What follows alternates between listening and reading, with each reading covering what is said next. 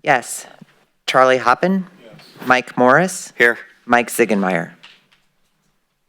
Mike Morris, lead us in pledge allegiance.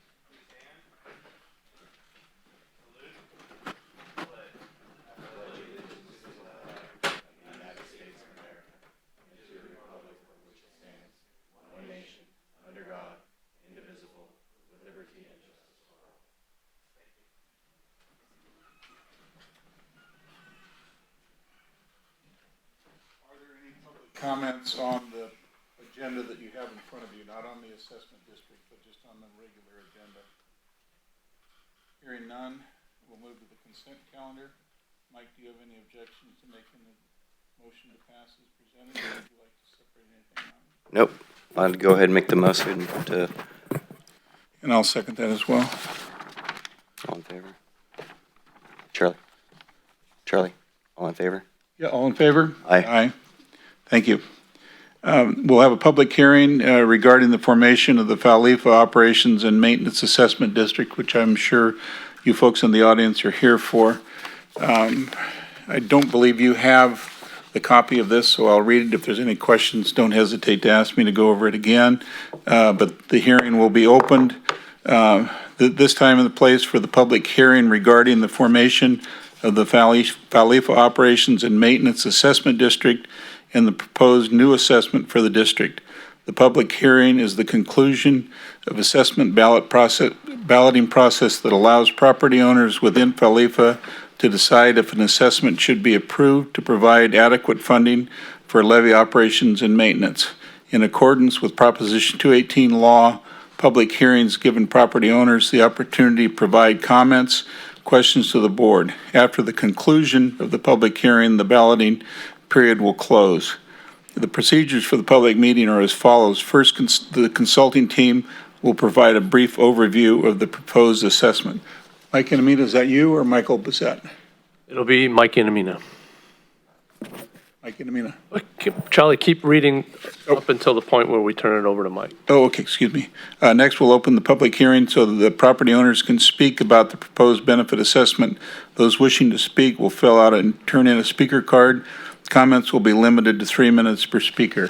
I'm not going to limit you to 3 minutes per speaker. We don't have that many here, and we want to hear what you have to say. If there's questions that need to be answered, we'll do our best to provide to that, so don't worry about the 3 minute time period. Generally speaking, the board and staff will not respond to public comments. However, at the discretion, the board reserves the right to direct staff to respond to these specific questions and comments. What I'll do is after you make your comments, we'll have them lumped together, and I suppose some of them will be relatively similar, but we'll make sure staff responds after you. We're not going to respond after each speaker. When you're all done, we'll have them lumped together and we'll respond to your comments. Generally speaking, the board staff,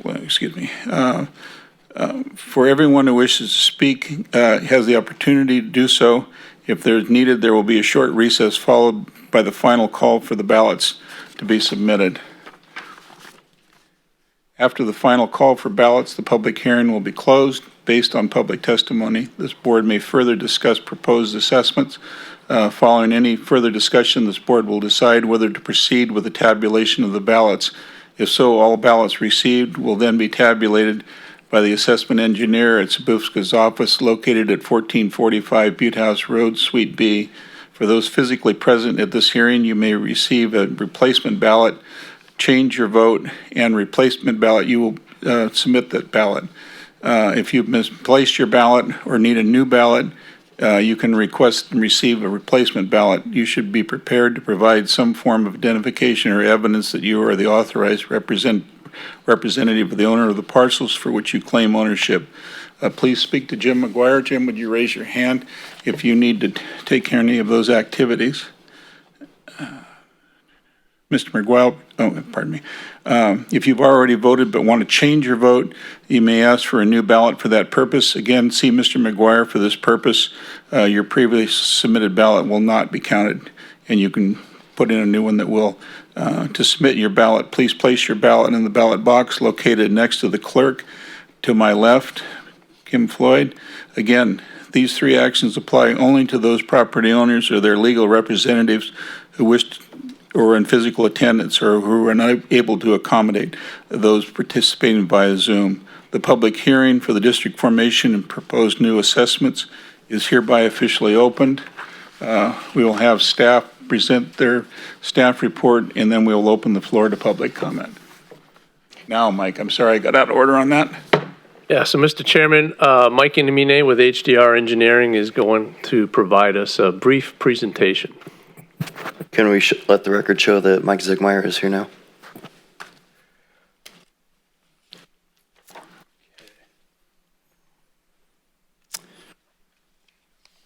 Thank you, Chairman Hoppin.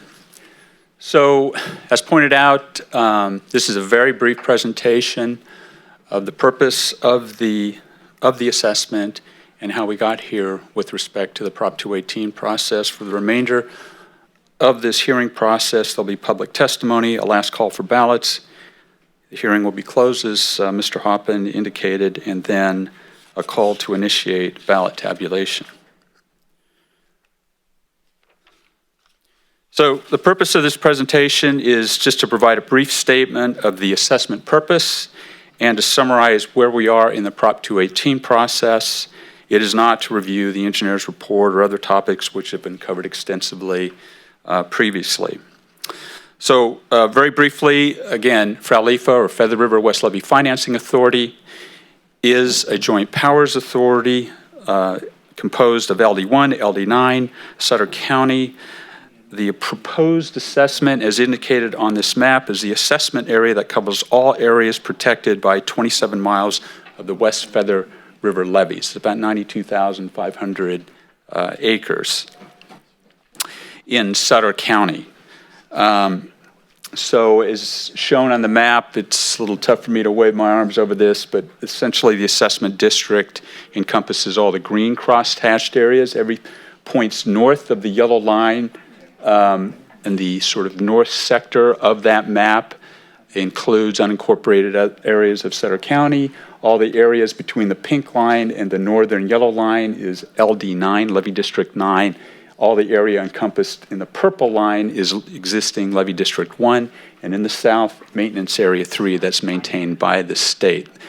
The levees in question are 27 miles of levee from Live Oak around Paseo Road south to the confluence with the Sutter bypass on the west bank. So at issue is the levee O&M funding shortfall to operate and maintain 27 miles of the west bank of the Feather River levees. And the proposed solution in question today is to request or ask voters, those protected property owners, and only those protected property owners, to form an assessment district to fund that shortfall, a shortfall that's approximately 1.3 million. That's the difference between what is needed and what current revenues are to fund those activities. So the assessment district formation is governed by Benefit Assessment Act of 1982 and the California Constitution, commonly or popularly known as the Prop 218 process, Proposition 218. So this is the last slide. This is just a schedule that shows a summary of how this process starts. And this, of course, this hearing is one of the last couple of steps before the conclusion of a process that's dictated by California state law. So on the left side of the screen, public outreach started in January of this year. And this is public outreach to property owners, boards, city council, community groups, private groups, board of supervisors, social media, and so on. And that extends right up until today when balloting is closed. There was a board meeting on February 9th that concerned itself with the explanation, again, of the Prop 218 process and principally the benefiting areas that I showed on the prior map of the proposed assessment district, a draft engineer's report. This is the report that describes the methodology to calculate the proposed assessments. That was released on March 2nd. For public review, there was an engineer's report public workshop conducted by the Frwlfa board on March 9th. A notice of intent, which is required under Prop 218. This is a notice of intent to form a assessment district. That board meeting, again, another public meeting, was conducted on April 20th.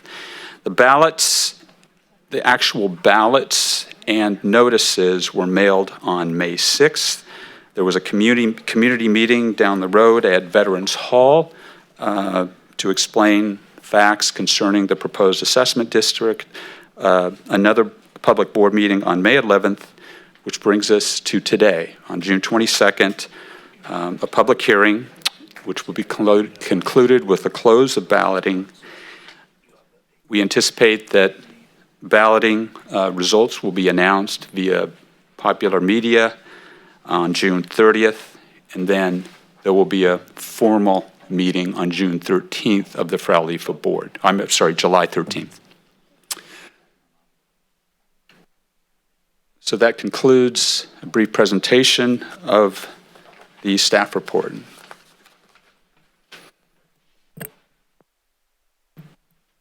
Thank you, Mike. I now open the public testimony portion of this hearing. Anyone in the audience wishing to speak on these matters should present a speaker's card to Acting Frwlfa Board Clerk Kim Floyd, if you've not already done so. Likewise, anyone joining the meeting in the public hearing via Zoom which wishes to provide comments should submit written comments via Zoom link chat feature. After we've heard from each speaker in the audience that has presented a speaker card to the board, the clerk will read any written comments provided in the public through Zoom using Zoom chat. Please provide your name and who you represent, followed by your comments. The clerk will read any written comments provided to the agency. And like I said, I'm not going to. What's that? No, they have speaker cards. Okay. Like I said, we're not going to hold anyone to 3 minutes, and when you're all done speaking, we will take the condensation of your comments and do our best to answer things. I think, realistically, what we're doing here has some relatively simple answers. None of us particularly like being assessed for anything, but I think there's a good explanation if you don't already know what we're doing here. So, Ms. Floyd, do you have comment cards? Yes, we have 3 comment cards in this order. Edna Smith, Kenneth Mallory, and then Larry Hood. Okay.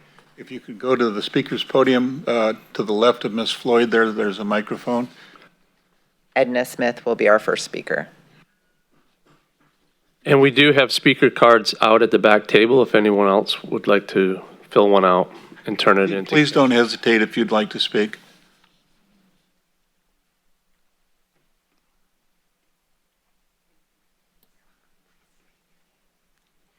Thank you for this meeting. I support the increased assessment request. However, I am really concerned about having an independent audit of all revenue generated, all expenditures, and any related contracts. It should be public, transparency, and I would wish a quarterly report from an outside independent review.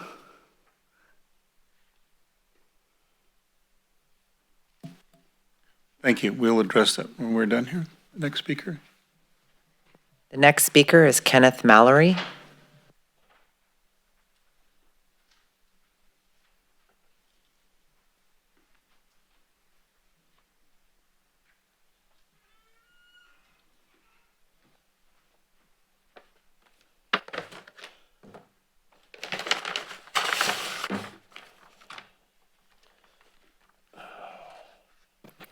Good afternoon. First of all, I oppose this. The reason for opposing is that you have no guarantee that the levee will never break. Your your special, because I guess some of the wording in here is very, I guess, promoting for yourself, but to fund the ongoing special benefit expenses. I'm not sure what those special benefit expenses are. The benefits itself that you may be proposing may be negated. We all know that I've been here 55 years. In my 55 years, I've been out of this town, ran out of this town from flooding, probably 20 to 25 times. The last time was because of mismanagement.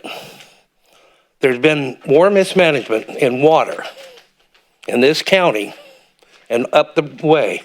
Now you say 27 miles of levee special benefits. What happened to the 28th mile past that if the levee fails there? What's going to happen there? That water's going to come out and come down. What good did your benefits do? Zero. You'd be better to clean the rivers out. When the bypass flooded, do you remember the bypass flooding here? I don't know, I'm going to say 20 years ago? 1997. Yes. The reason they did all extensive background on that, and it was the brick effect. I'm not sure if you know what the brick effect is, but within the confines of the levee, every piece of wood, stone, berm becomes a brick, just like a water displacement. The brick effect has happened in the Sutter Basin and all up the Feather River. I think there was some money spent, I'm not sure what the amount was, on dredging from the confluence of the Yuba River 200 yards up. They removed all the sand, but there's 27 miles or more of sand coming down every day. That's where I would spend my money to save the town. Clean between the levees, clean it all out, take any orchards out, and then bolster the levees at that point. That's my opinion, but I don't know. It seems like taxes are just coming stacking on us. I think there's one on here that I'm really not too sure. It's I pay $197. It's a Sutter Butte flood control. Where's that money going? Besides Levee District 1's 584, DA, Levee District, Maintenance Area 16, Zone 4, just bits and pieces, a little piece at a time, you're taking from everybody. In this day and age right now, and I'm going to say we're going into a recession, this isn't the proper time to put another assessments on the Sutter County taxpayers. It's no wonder people are leaving in droves in California. Taxes. I call it Cali-Taxifornia. And that's my name. Anyway. Thank you for comments. We'll try and address everything. I will address one comment you made. The mismanagement in 2017 on Oroville Dam was really put upon us by the people that would take over our levees if this assessment fails. So it wasn't local agencies that failed on the Oroville Dam, just to correct that. But we'll address your other points at the end. Well, let me put another thing. My father designed the Oroville Dam power system. And at that point in time, he said that power station was way too low and will never be safe, even though the dam is in there, because you can't manage water. You don't know how much is going to come down. I think it was in the 55 flood, it was because there was like 32 feet in the port area, and it rained. You can't stop the water once it rains on it. It came so fast, it was devastating. Anyway, thank you. Through the chair. Mike, how much did it cost us to dredge the boat ramps themselves? That was a Sabufka project, and we dredged the river at the confluence and right around the Yuba City boat ramp and at the Live Oak boat ramp. And that construction contract, I think, was around $3 million. Or so. How long did it take to get the permits for that? About a year and a half. You have 3 board members up here that are madder than heck with the state and what's happened with Oroville Dam and the disaster that they put us all through.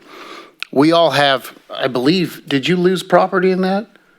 97, I sure. In the ranches and so forth that lost property in that from the runoff and everything coming down and just taking property they'll never get back. Trust me, when the state come up and said, hey, we'll give you a few $1 million to dredge a few boat ramps, we weren't happy with that. And you're right, we'd love to see all these rivers dredged, but the state's not willing to kick in. And when you look at this assessment right here, there's another option. The other option is if the people, you think we're all for raising assessments or that? No. Or the state can come in and say, you know what? It's going to cost $3 million or $4 million to come in here and take care of these levees. That's what we're afraid of, because that's what the state's known for, and that's what they're doing right now. Just like they're going to raise the fuel tax on us. And that's what they're doing. They can come in here and implore their will on what they want to do. And there is no ask. It's like, this is what's going to cost you all. And that's what we are afraid of. We're afraid of them coming in and saying that what you guys are in the whole, 1 point whatever, we're going to come in and we feel it's going to cost $3 million. And they're not going to ask us. They're going to demand it. So that's the other option. Just to let you know, I have 30 years with the state of California in building, running Oroville Dams, or Folsom Lakes maintenance program, and another 15 as a carpenter building. So I know what the permits are all about. It just takes a lot of time. CEQA is one darn thing. Now there's more permits because of the tribal. Anything to do with a permit has to go through a tribal site as well. And I'm not sure if there's any artifacts along your levees, which I believe there are in certain areas. But your permits can be had for the dredging. You just have to go about it the right way. You have to spend the time on it, do your due diligence to get it done. There's nothing to say you can't get it done when it saves lives. Or keeping people from this paranoid thing that happened on the day of the Oroville Dam so-called breaking. You know, I don't know if you lived it, but I did. Anyway. Thank you for your comments. Kim, do you have another comment? Or comment, Tor? Yes, our next speaker is Larry Hood.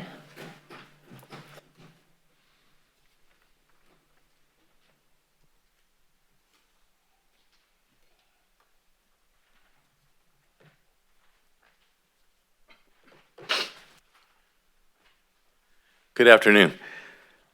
I have just a couple of questions. The gentleman with, is it HDR or IDR that was speaking a little bit ago? HDR. You mentioned a $1.3 million shortfall. However, the assessments are valued at 1.93. That's over $600,000. My question there is the assessment rate that we're all going to be charged. Is that based on the accumulating 1.9 or 1.3?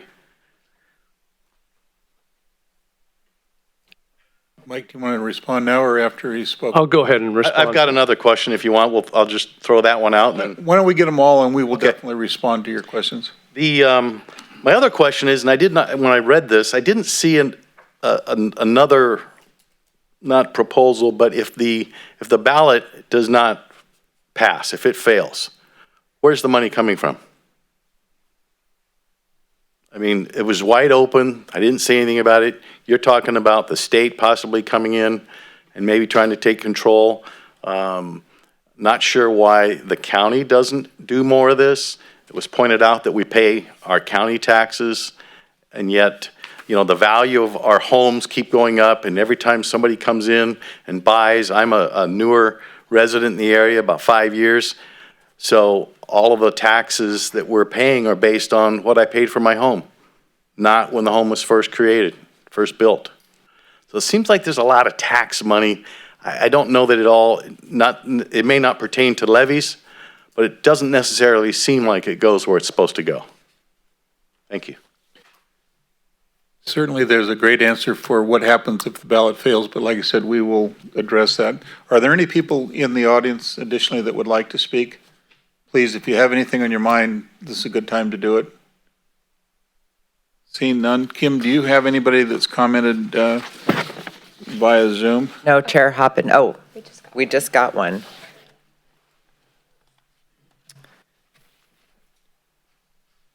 So it's a comment. May I read the comment? Yes. So it says, I don't have a question, but that is not to say I don't have any concerns about the assessment. However, in my 40 years, 30 in Yuba City, in California, I have yet to see the state take on any project and do it better and in budget. I am for the assessment, but I do agree with the first speaker that we need to have an independent oversight of the project, and that is a comment from James Bursey. Very good. Michael, we've got 3 speakers that have spoken here. I would appreciate it if we can have their comments addressed. First, the lady that spoke about the independent audit that was followed up by the person on Zoom. If we haven't discussed that in the past, if you or Mike and Amita could give us your comments on that. Yeah, I'll go ahead and take care of that. So if the assessment passes and it's successful and Feather River West Levy Financing Authority takes in that money and then passes it on to levy districts 1 and 9, there will be an annual audit performed, just like it is performed on Yuba City and Sutter Butte Flood Control Agency. That annual audit is performed by an independent auditor. The results are reported to the board and the public and posted on the website. And that's on an annual basis. Correct. Does that take care of your question, young lady? Everything, yes. It's a full audit.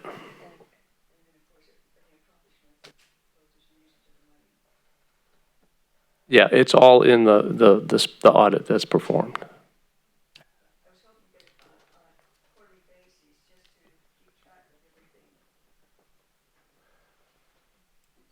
Yeah, well, what typically happens, assuming the assessment passes, then the Frwlfa board will hold either monthly board meetings or every other month, or it depends on the need for the board meetings, but every board meeting, there's a financial report that's provided by staff to the board, and that's also posted on the website, so the public has access to that information.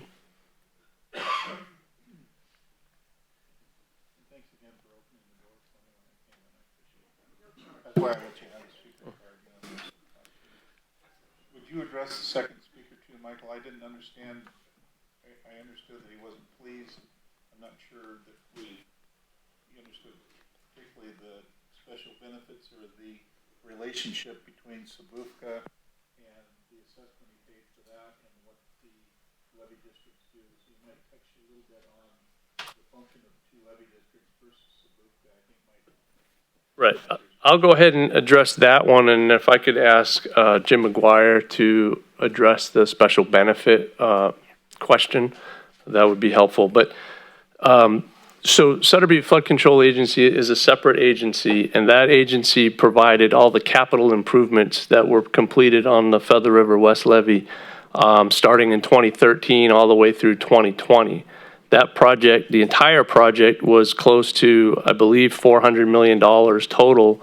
The state funded the majority of that, but Sutter Butte Flood Control Agency had a local share, and that's what that assessment is paying for. So we had to take out bonds, so the local assessments pay for the bonds that will help build out that capital project. So that's what Sutter Butte Flood Control Agency, that's what that is on your tax bill.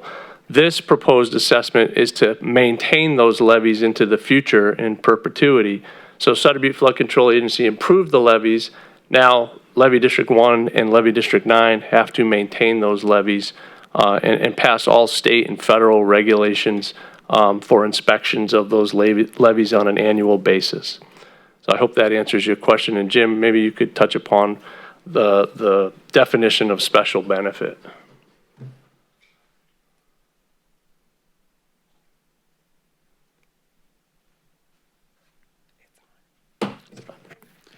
In terms of these assessments, the special benefit is directly to property in the prevention of flood damage to your properties.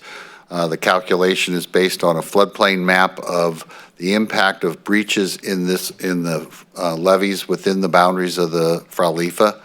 And the assessments are calculated based on the potential flood damage to property to the land as well as to the content and structure value of the properties. And the combination of those calculations assigns a certain benefit to each property based on those calculations, and they assign to each property a dollar amount as a proportionate share of those benefits. So the benefits to the property is directly related to potential flood damage and the reduction of that flood damage.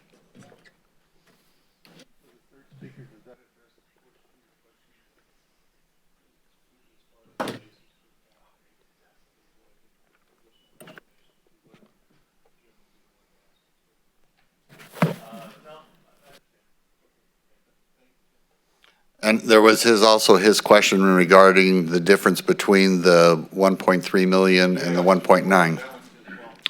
And in that particular case, the assessment is to collect the 1.9 million. The difference is right now the districts receive tax or have assessments that generate the other $600,000. If this passes, those assessments will go away. So we're basically eliminating that $600,000 and collecting it all under the 1.9 million.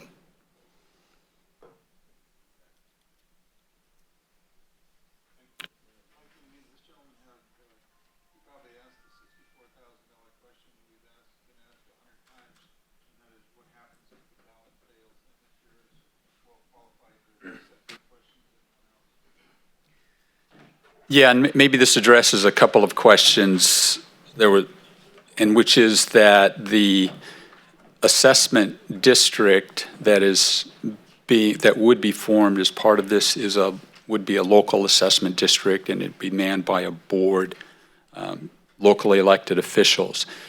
This has a long precedent in state law. If a local levy district cannot maintain or will not finance their levies under state law, the state comes in and takes over those levies. And there's good reasons for that, but the state takes over. They have the liability, so they will take over.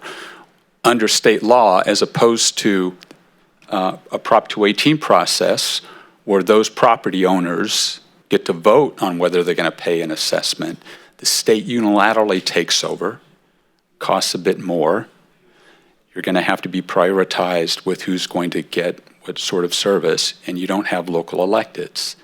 So it is the state process that allows, or state law that allows the state to come in and unilaterally assess the same property owners for the operation and maintenance of those levies. And that has happened in Maintenance Area 3 down by the Sutter Bypass Confluence. And I think there was a question, what happens to all that water that breaks the levee to the north of Sutter County, because all water flows downhill? Well, if you look up north, there are some state maintenance areas, State Maintenance Area 7, State Maintenance Area 16. The same thing happened there. Local levee districts could not operate and maintain the levee, so the state came in and unilaterally took over and assessed property owners. You didn't get to vote on those properties. That's why you see it on your tax bill in Sutter County. It's required under state law. The state doesn't necessarily want to do that, but if a local agency doesn't, step up and operate and maintain the levees, the state takes over under the water code.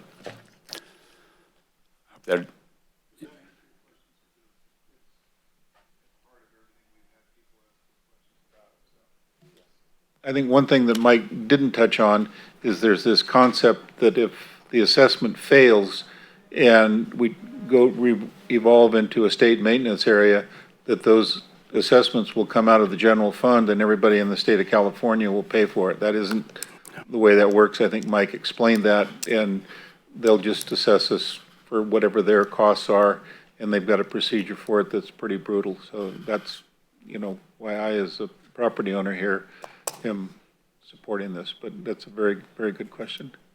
Are there any additional questions here? I mean, this is an opportunity. If you want to say something, please do. It doesn't have to be nice. We'll just do our best to address it. Very good. Does that answer the questions of the speakers that were here? Thank you.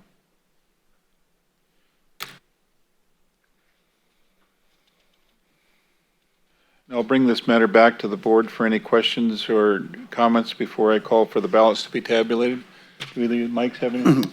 No, I just want to thank each and every one of you for coming out here today. And I was 21 years old when I bought my first house here in Sutter County, born and raised here. And by the time I was 25, my payment was almost $400 more. You have on a couple Yuba colleges, a couple Sutter high schools, and a couple here and there. And you look at some of these ballot measures, they pass, they don't pass. And I remember when Sutter High first put out their first ballot measure, and it failed.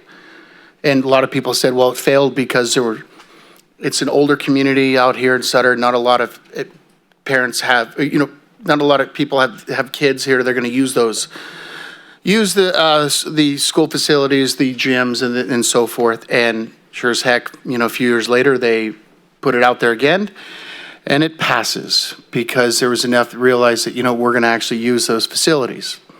But when it comes to something like this, it's up to the voters. It's not up to us. We're not out there. We don't want to raise assessments. We don't want assessments. We're completely against it. This is not something we go out and say like, hey, what can we do here? This is something that if the state has their way, which is what they've been doing for the last years, they could just double this, triple this, or quadruple this, do whatever they want, assess it however they wish. And that's what keeps me awake at night.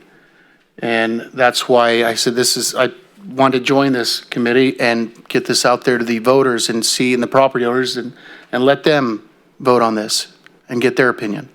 But thank you for all those questions. There's great questions today. Thank you. Chair Hoppen, I'm sorry to interrupt, but we do have one more question that was submitted online. That'd be fine.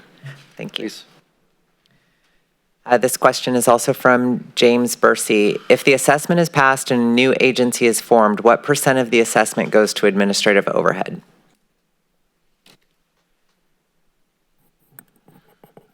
Mike Bissett, Yeah, I was hoping I maybe know the Seth, board members you get have that. $150 a month. Maybe you can explain where the rest of it goes. Seth, do you have information on that? You get more than I do.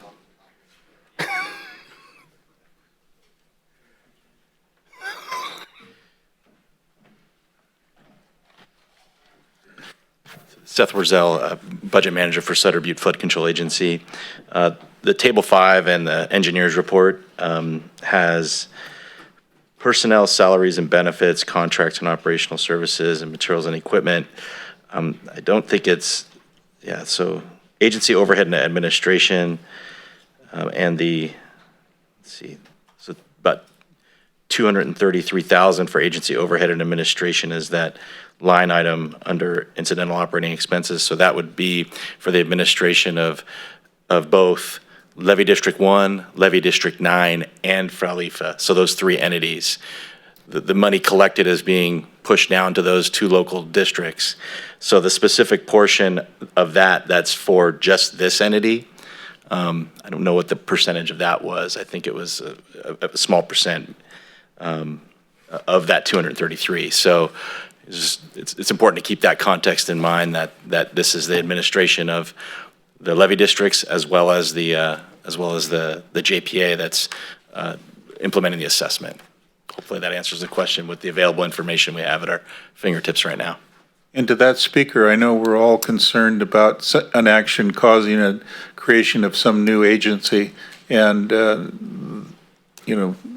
this isn't a new agency as you'd picture it from the state perspective or something like that. We operate Levy District 1 out of a tin building down by the airport and have our manager taking care of the operations of LD9. So it's a pretty low budget operation, and there's not some huge agency that's going to be created. And I will comment again that the board members and the participants are, basically doing this for gratis with no benefits or anything like that. So it's just something that's good for the community. And I think, as Mike said, we're here because we like to have things under local control. And I think that's a lot more important, particularly when we have high water events. We've got people patrolling the levees because we all live here. And I know, and we have a great relationship with the Department of Water Resources, but at 4 o'clock, it comes time to clock out. And hopefully over the night, the levee hasn't broken or there hasn't been any boils. So I have Not that I like doing it, but I think it's important, and I think it's important to have things like this under local control rather than from Sacramento or, Washington DC. So, Mike Morris, do you have a comment? I was just going to say, I've been in here for over 40 years. I've been through a lot of the water issues around here, and on this side, we have fixed quite a bit of the levees, but if we don't keep them maintained, then we're going to be right back in the same boat again, in my opinion. So I'd like to keep above on the maintenance and keep it here in the local area. That's all for me, Chair. Thank you. Thank you, Mike. Kim, any more comments on your Zoom there? No, Chair Hoppen, we don't have any more comments. My daughter sitting in the audience is glad I'm not the one running the Zoom, or we wouldn't have heard from anybody. Please, if anyone else has anything to say. Go on up there. Please. We didn't invite you here because we didn't want to hear from you. No, go ahead. If you'll just state your name for the record.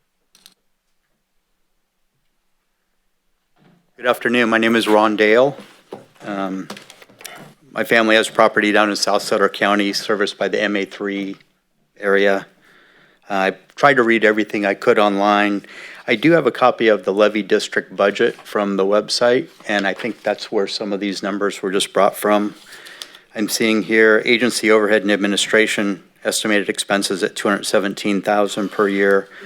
Up at the top, under annual operations and maintenance expenses, I see personnel salaries and benefits, $696,000, contract and operational services, $153,000, material, equipment, and utilities, $170,000. That totals $1,020,000, over half of the actual budget.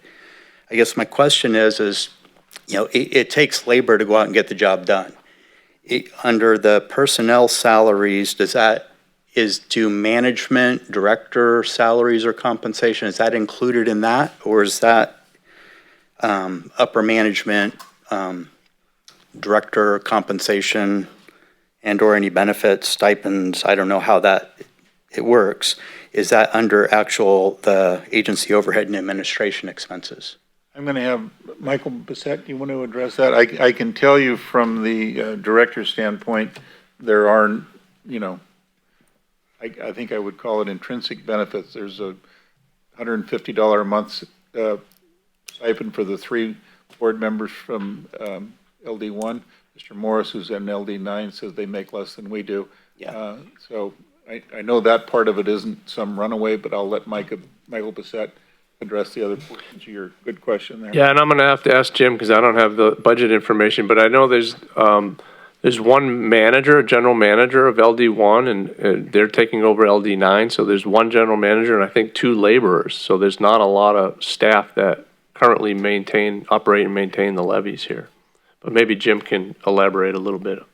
And we do have, an engineer that advises us on issues before us, and, we'll have, like on the fire, burning the levees and stuff now with the liability insurance, we can't afford to do it ourselves, so we have a professional team come in and do the burning. They're basically firefighters, and they carry their liability, but I'll let Jim go through it, and if it doesn't answer your question, we'll make sure we do before you sit down. In regard to personnel, salaries, and benefits, that's for the employees, the ones that work out in the field. Agency operation and administration costs, general managers' salaries and benefits come out under that. So the bulk of the assessment is for the actual labor contract and that type of stuff. So there's agency overhead and administration, that's for things like putting it on the tax rolls every year. There's also a line item for professional administration services. That's special engineering services that may be necessary as part of administration of the district. So we try to separate them out as much as possible in terms of where the cost allocations. The personnel and salaries is a direct cost of maintenance.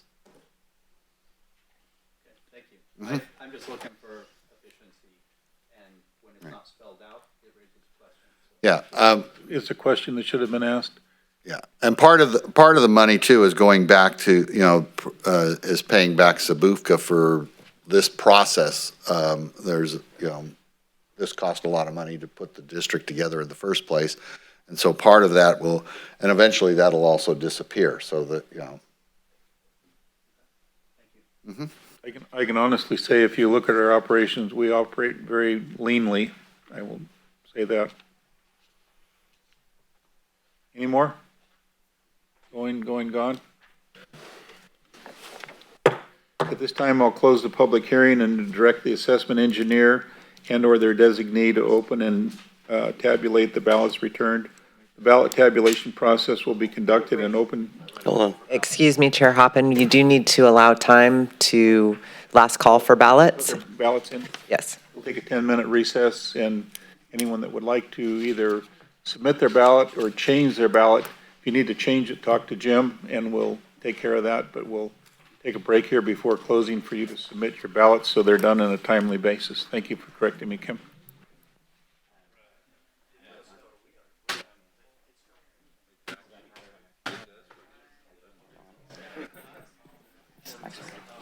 Kim, are you done over there? We'll reconvene. At this time, I'll close the public hearing and direct the assessment engineer and/or hit their designee to open and tabulate the ballots returned.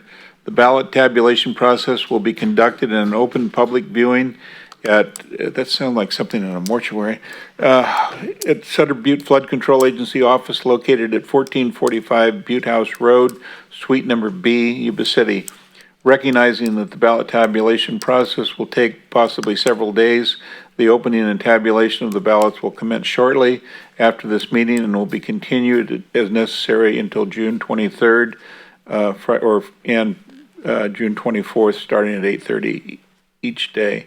Upon the election ballot tabulation, the board clerk shall post the results of at the Sutter Butte Flood Control Agency office and the Frwlfa website, and release results to local media, including the Appeal Democrat newspaper, no later than June 29th. If the results of the tabulation find that a weighted majority of the ballots submitted are in support of the proposed assessment, this board will discuss and consider whether to approve the resolution forming the district and levying the assessment at the next regular Frwlfa meeting on July 13th at 2 o'clock. I believe that's the conclusion of business, Mr. Bissett. Yes, Mr. Chairman, that concludes the public hearing. I will close. We'll go back to our, we need to mention that the next regular scheduled Board of Directors meeting for the Sutter Butte Flood Control Agency, or for the Feather River Financing Authority, will be July 13th, 2022 in this room or across the hall? In here. With that, the meeting will be adjourned. Thank you. Thanks, Mike. Are you going to be?